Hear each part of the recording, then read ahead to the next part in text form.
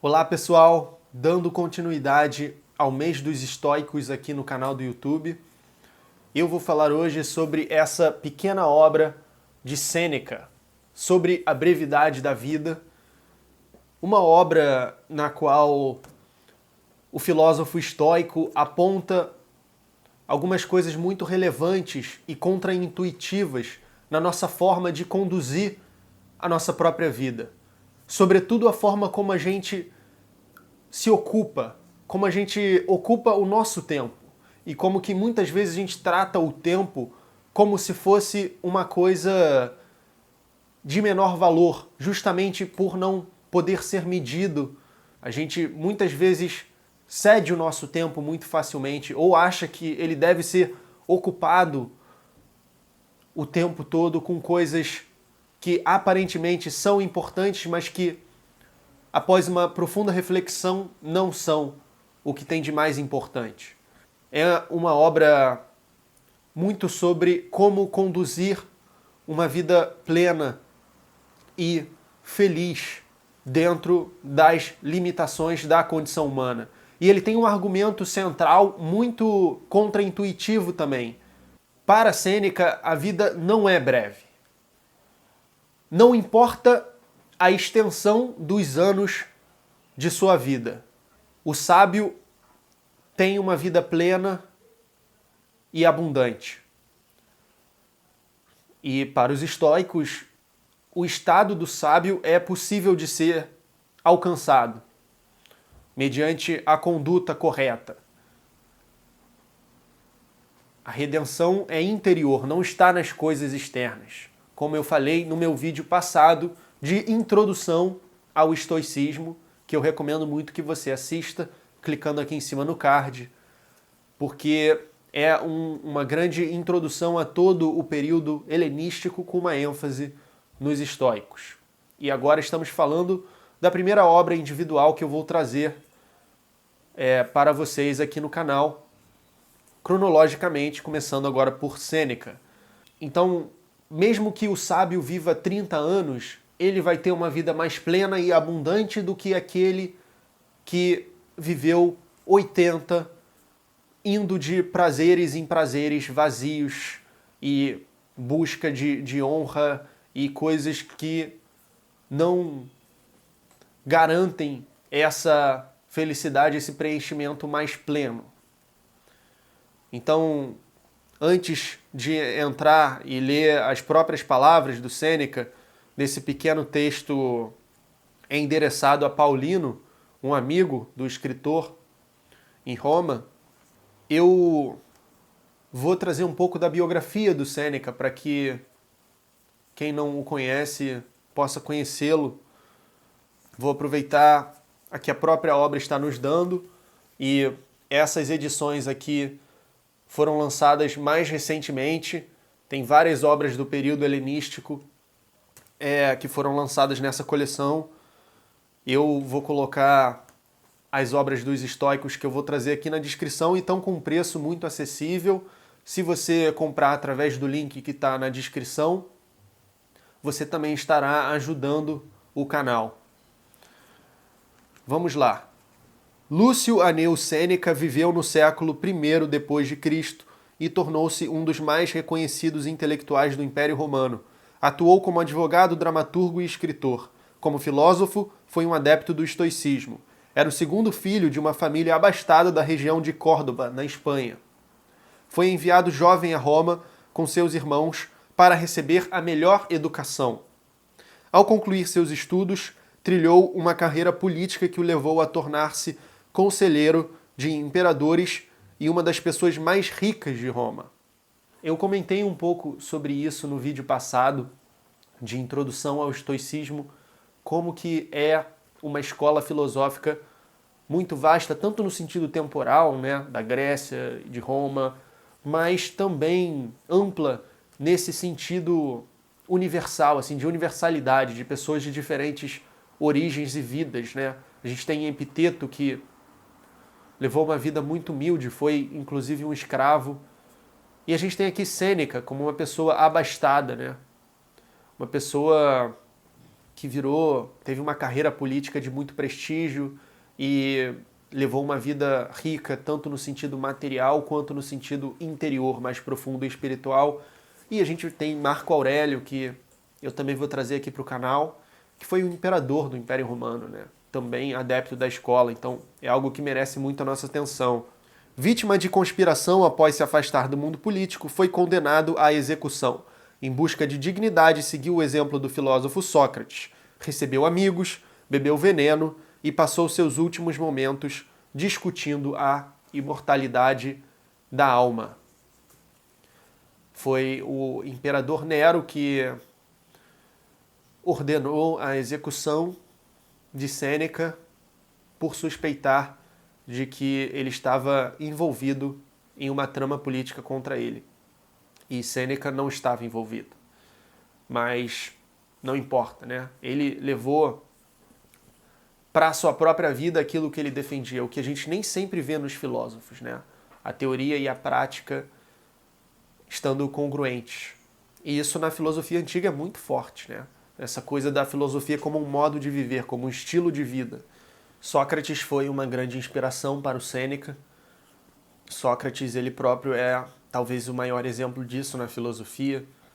Ele, como muitos sabem, quando foi condenado à morte por ter corrompido a juventude, aquilo que a gente lê na Apologia e no Fédon, ele se coloca totalmente à mercê da vontade, da necessidade, né? do que tiver que ser, com uma dignidade, com uma confiança inabalável na sua própria posição, né? De que nada de mal pode acontecer a um homem bom, né? E que ele seria até recompensado se houvesse alguma justiça divina, alguma coisa além. E, de qualquer forma, no próprio mundo onde ele viveu, o seu legado seria muito maior do que o daqueles que o condenaram, né? E foi verdade, né? Então, Sêneca faz um movimento muito parecido nos seus últimos momentos, assim como Sócrates, nos seus últimos momentos, quando tomou veneno, esteve com seus discípulos conversando sobre a imortalidade da alma. Sêneca faz o mesmo. Bom, acho que a gente pode começar a ler então, são breves cartas reunidas, né? São 20. Vamos ver logo como ele começa. A maior parte dos mortais, Paulino, lamenta-se sobre a maldade da natureza, porque nascemos para viver poucos anos, e este espaço de tempo que nos é dado passa tão rápido, tão velozmente, que, com poucas exceções, a vida abandona os demais enquanto ainda se preparam para viver. E aí ele fala, não foi só a multidão que manifestou isso, o povo insensato. O sentimento evocou reclamações também de homens ilustres. Aí ele traz até a queixa de Aristóteles, pouco conveniente ao homem sábio, que diz assim, criticando a natureza. Ela concedeu aos animais tanto tempo que podem durar 5 ou 10 gerações, mas ao homem, nascido para grandes e muitas realizações, ela estabeleceu um limite muito mais breve. E aí, Sêneca, ao contrário, diz, não temos pouco tempo, mas desperdiçamos muito. A vida é longa o suficiente e nos foi dada generosamente para a realização das mais altas empreitadas, se toda ela for bem empregada. Mas quando se dissipa no luxo e na negligência, quando se gasta em nada de bom, só então, constrangidos pelo fim inescapável, sentimos que passou enquanto não percebíamos que passava. É assim, não recebemos uma vida breve, mas a tornamos, e não somos carentes, mas pródigos. Do mesmo modo, quando uma enorme e régia riqueza chega às mãos de um mau dono, perde-se em um único instante. Mas uma riqueza, ainda que módica, se for entregue a um bom guardião, cresce com o seu próprio uso, assim também a nossa existência muito se expande para quem dispõe bem dela. Então, mesmo se for breve, essa brevidade ela é extensa, ela se dilata numa vida bem aproveitada. A qualidade da vida exerce o papel de extensão de uma vida. Uma breve vida bem vivida é mais extensa do que uma longa vida mal vivida, de acordo com Sêneca. Por que reclamamos da natureza? Ele diz na segunda carta. Ela se comporta com bondade. A vida, se você só sabe como usá-la, é longa. Porém, um é preso por uma avareza insaciável, outro por um empenho ativo em atividades supérfluas. Aí ele continua, né? A alguns, nada que possa lhes ditar um caminho agrada, e o destino os surpreende despreparados e bocejantes, tanto que eu não posso duvidar que seja verdade aquilo que foi dito pelo maior dos poetas, à maneira de um oráculo. Pequena é a parte da vida em que vivemos. Tudo o que resta de fato não é vida, mas tempo. Vícios urgem e nos cercam por todos os lados. Não nos permitem emergir ou mover os olhos em busca da verdade, mas nos empurram imersos e presos em direção ao desejo. Mais à frente ele diz: alguém que nunca tem tempo para si mesmo ousa reclamar da soberba dos outros? Não há motivo para que impute a alguém essas obrigações, uma vez que, quando você as fazia, não era porque queria a companhia de outro, mas porque não poderia estar consigo mesmo. Agora, na terceira carta, ele faz uma comparação com o dinheiro. Não se encontra ninguém que queira dividir seu dinheiro. Já a vida, quanto cada um entre muitos a distribui. São sovinas quando se trata de gastar o patrimônio, ao passo que, com relação a gastar o tempo, são perdularíssimos com a única coisa em que é justo ser avarento. Vocês temem tudo sendo mortais e desejam tudo como se fossem imortais. Você ouvirá muitos que dirão: quando eu tiver 50 anos me aposentarei, aos 60 anos me retirarei dos cargos. E quem garante que terá uma vida tão longa? Quem aceitará que as coisas aconteçam de acordo com o que deseja? Não sente vergonha por reservar para si essas sobras de vida e destinar ao exercício da boa mente apenas este tempo que não podia ser usado para mais nada? Quão atrasado é começar a viver quando a vida está para terminar? Como é estúpido esse esquecimento da mortalidade e deixar os melhores planos para os 50 e 60 anos e ainda querer começar em um ponto ao qual poucos chegaram. Tem aquela grande questão da filosofia antiga, né, da vida, de que a vida irrefletida não vale a pena ser vivida, né? Que a reflexão sobre a vida, o bem ocupar do seu próprio tempo e a cultivação do seu próprio ócio deve começar antes, né? Não é algo para você fazer depois que você já não pode fazer nada, né? É interessante como que na nossa cultura a gente olha o ócio, né, de uma maneira muito depreciativa, mas ele é muito elogiado por algumas das grandes mentes do passado, né?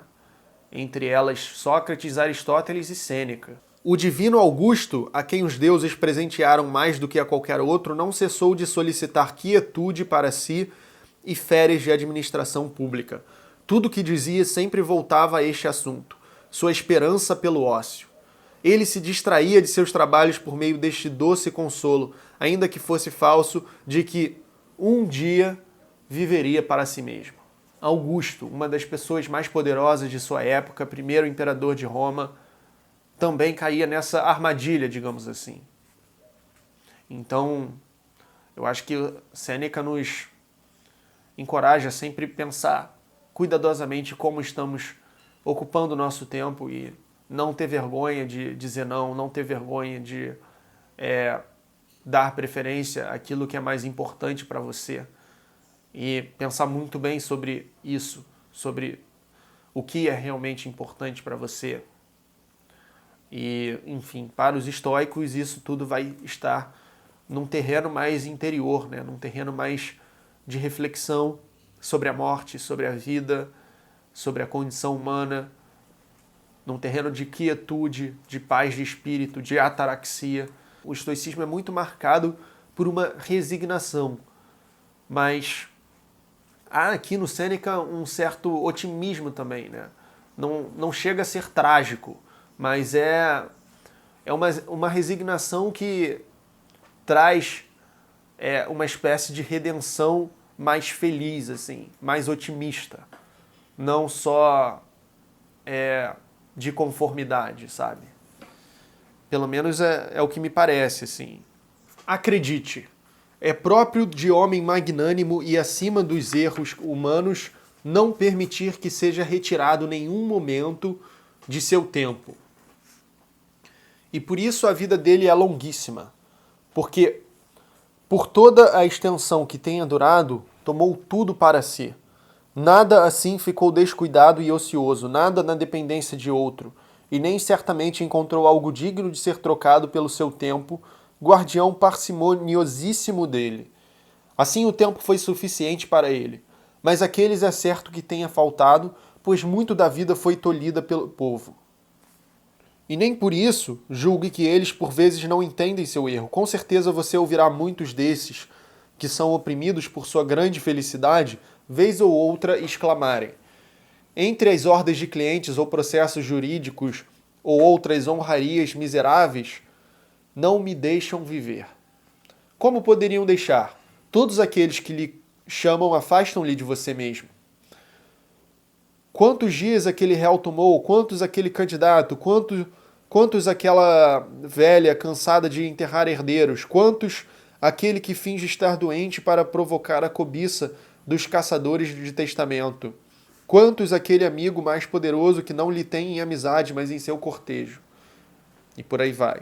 Mais à frente ele diz: mas aquele que concede o tempo ao seu próprio uso, que dispõe de cada dia como se fosse o último, nem deseja o amanhã nem o teme, pois que novo prazer alguma hora já lhe poderia trazer. Tudo foi compreendido, tudo foi colhido até a saciedade. Sobre o restante que a sorte arranje como queira, a vida já está segura. A este é possível acrescentar algo, mas nada subtrair. E acrescentar-lhe assim como alguém já bastante cheio de comida, que nem a deseja e nem a busca. Não se deve julgar que alguém viveu por muito tempo por causa dos cabelos brancos e rugas. Ele não viveu muito tempo, mas existiu muito tempo. De fato, consideraria ter navegado muito quem, logo que tivesse saído do porto, fosse carregado para lá e para cá por uma cruel tempestade e vicissitudes dos ventos de diversas direções, tivesse sido forçado a mover-se em círculos pelo mesmo lugar, este não navegou muito, mas foi muito sacudido. Então tem uma diferença grande, né, entre existir muito tempo e viver muito tempo. Você pode existir muito tempo e não viver quase nada. Assim como você pode existir pouco tempo e viver muito, né? Viver sendo a vida mais plena, a vida dedicada a si próprio, a cultivação do seu próprio tempo, do seu próprio ócio. Se você está gostando do vídeo, aproveite para se inscrever no canal, caso seja novo ou nova por aqui, para assistir vídeos de filosofia e também de cinema toda semana. Aproveite também para deixar a sua curtida para que outras pessoas estudando o estoicismo possam encontrar esse vídeo. Costumo me espantar quando vejo alguns buscando o tempo dos outros, e estes, a quem se pediu, atendem muito solícitos. Cada um analisa aquilo pelo qual se pede o tempo. Nenhum dos dois considera o próprio tempo. É como se nada se pedisse, como se nada se desse. Aí, olha isso. Brinca-se com a coisa mais preciosa de todas. No entanto, ela escapa a todos, porque é uma coisa incorpórea. Não aparece aos olhos. Por isso é considerada muito desprezível. E assim não lhe dão valor algum. Não se reflete suficientemente sobre o seu próprio tempo quando cede dele a outros, quando aceita-se irrefletidamente convites e outros tipos de confraternizações e trabalhos e o que quer que seja, que podem parecer necessários, mas às vezes não são, né? Passar um bom tempo com a sua família e com seus amigos pode ser mais valioso do que uma boa oportunidade de negócios que vai te consumir. Isso depende muito do código ético de cada um, mas se tratando dos estoicos, né, certamente a primeira é mais importante que a segunda. Porque a redenção não está no sucesso, na honra, na prosperidade material, mas sim na cultivação da sabedoria interior e de uma aceitação plena da necessidade e da condição humana, que é uma condição mortal e frágil.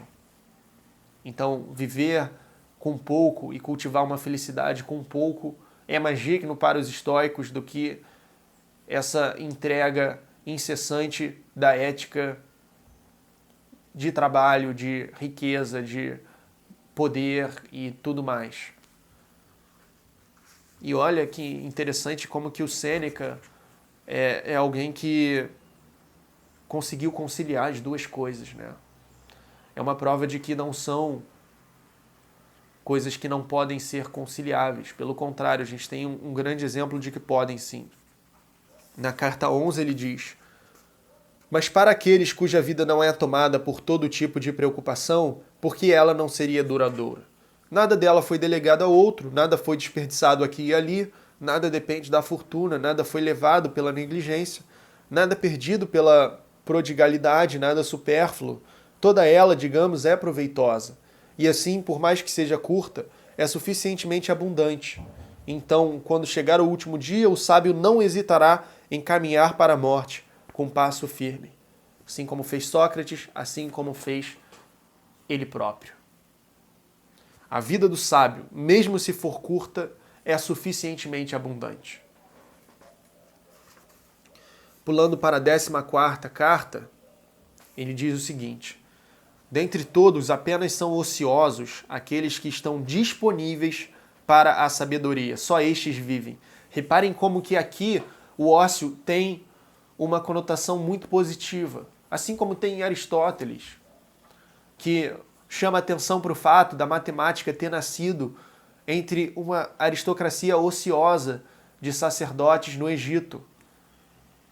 E como que muitas vezes a filosofia, a matemática, esse tipo de conhecimento é, a princípio, inútil, mas dá origem a muitas coisas que são para nós indispensáveis, né? Hoje em dia, por exemplo, como um GPS ou, de uma forma mais geral, uma álgebra, enfim.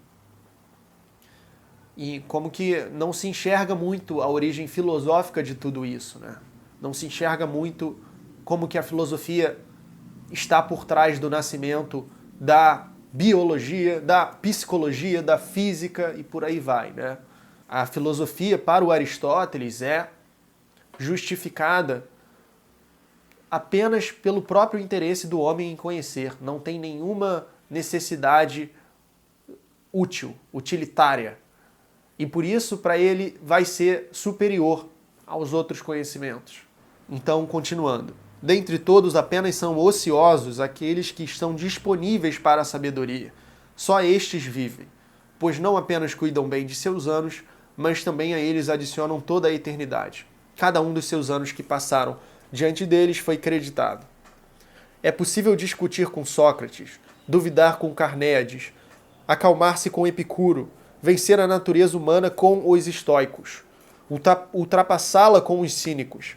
Já que a natureza das coisas nos permite marchar em comunhão com toda a eternidade, por que não nos voltamos inteiramente deste espaço de tempo exíguo e caduco para os períodos que são imensos, que são eternos, que são partilhados com os melhores? É possível dialogar com grandes sábios quando nós os conhecemos através de suas obras e ocupar nosso tempo com eles também. Vamos ver como que o Sêneca conclui essa obra na carta número 20.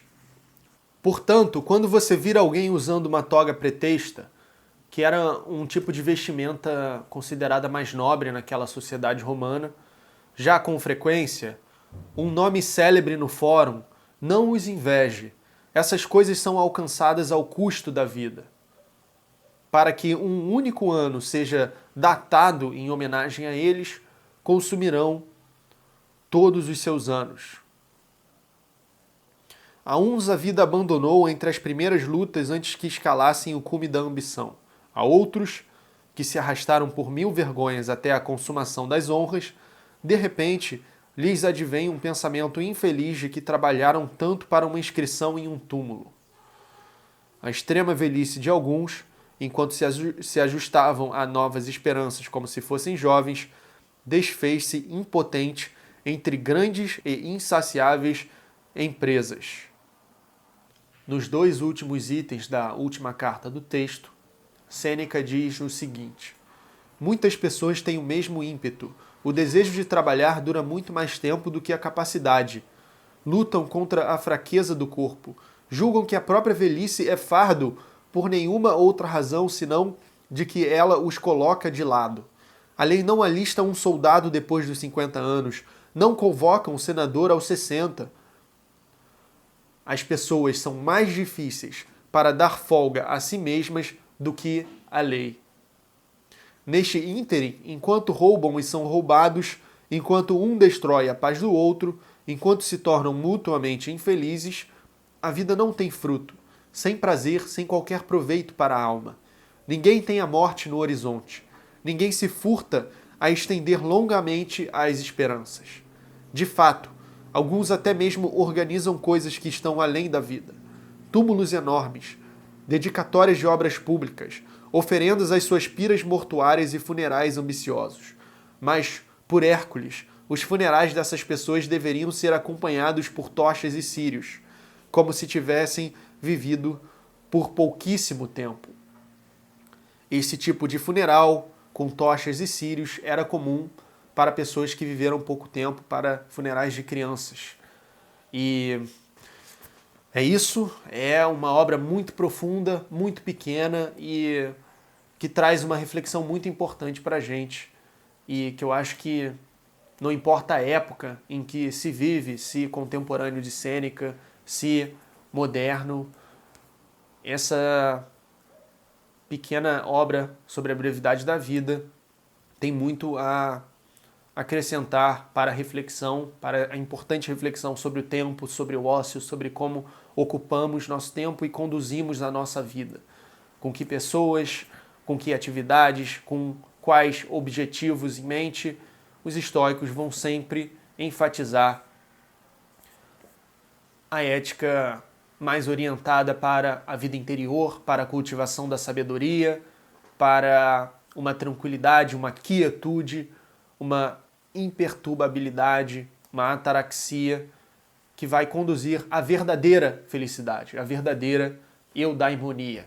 E Sêneca, particularmente, traz um lado que eu vejo sendo um pouco mais otimista, que não impossibilita, ainda que existam várias armadilhas nessa jornada, não é impossível que a ética estoica seja conciliada com uma vida próspera também nas atividades públicas, na vida social, na vida profissional.